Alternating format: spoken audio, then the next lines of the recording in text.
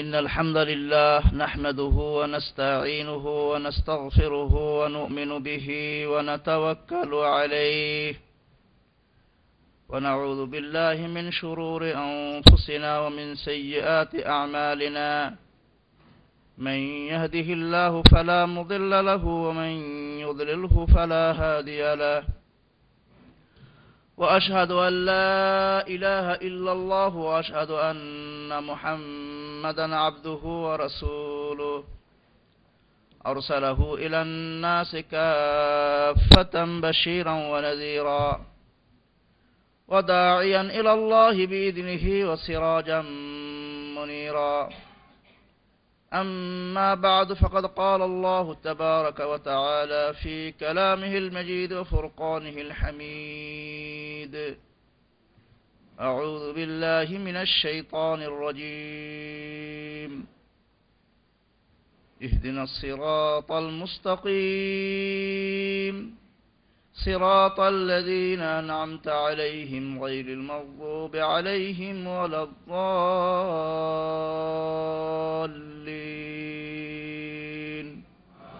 آمين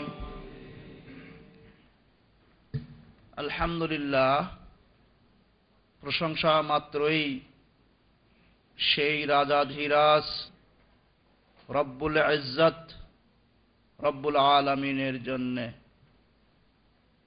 এবং তারই প্রেরিত পুরুষ মহামানব মহানবী নবিকুলের সম্রাট সৈয়দুল মুরসালিন খাতামুন নবিয়্যিন মুহাম্মদুর রাসূলুল্লাহ সাল্লাল্লাহু তাআলা সাল্লামের উপর বর্ষিত হোক শতকোটি দরুদ ও সালাম।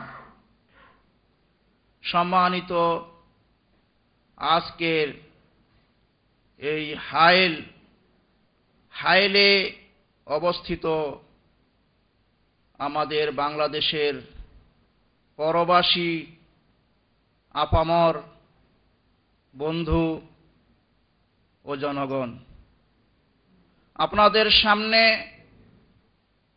সিরাতে মুস্তাকিমের উপরে কথা বলতে গিয়ে আমাকে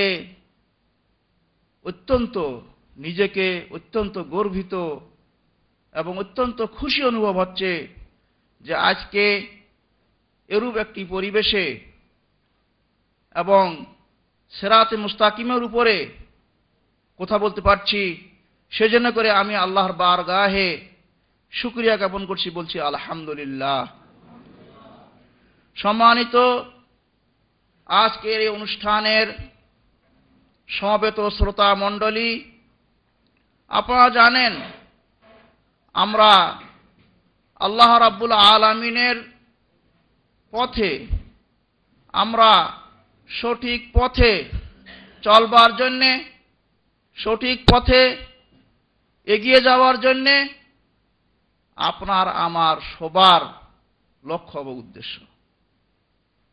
কিন্তু অনেক ক্ষেত্রে বিভিন্ন কারণে, সবচেয়ে বড় কারণ যেটা, আপনার আমার শত্রু শয়তান, যে আল্লাহ রাব্বুল আলামিনের কাছে ওয়াদা করে এসেছে যে সে আমাদের ডানে বাঁয়ে সামনে পিছনে সব দিক থেকে আমাদেরকে প্রলোভন দিয়ে বিভিন্নভাবে সিরাতে মুস্তাকিম থেকে সরিয়ে, সরল পথ থেকে সরিয়ে বক্র পথে নিয়ে গিয়ে জাহান্নামের দিকে আমাদেরকে ঠেলে দেবে, এই উদ্দেশ্যে আল্লাহর কাছে ওয়াদা করে এসেছে।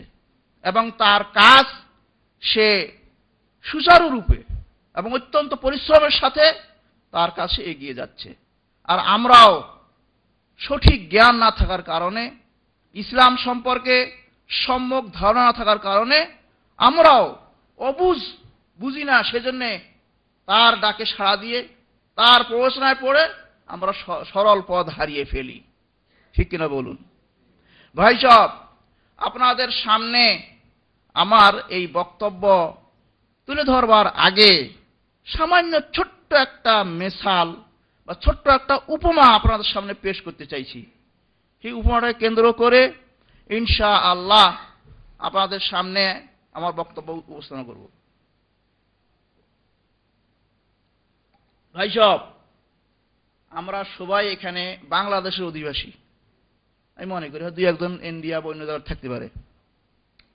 মনে করুন বাংলাদেশে যদি কোন একটা এইরূপ পরিস্থিতি ঘটে যে বাংলাদেশের দক্ষিণে হিমাদ্র সাগর, সেই সাগর চতুর্দিকে সাগর, মনে করুন কোন সময় সাগরের পানিগুলো আগুন হয়ে গেল, আর ওই আগুন উত্তর দিকে ধাওয়া করে আসছে, আর কিছু লোক সচক্ষে দেখে এসে যে এই আগুন এমন ভাবে ধাওয়া করে আসছে, এই আগুন থেকে বাঁচার কোনো উপায় নেই, আগুন সবার কাছে পৌঁছবে।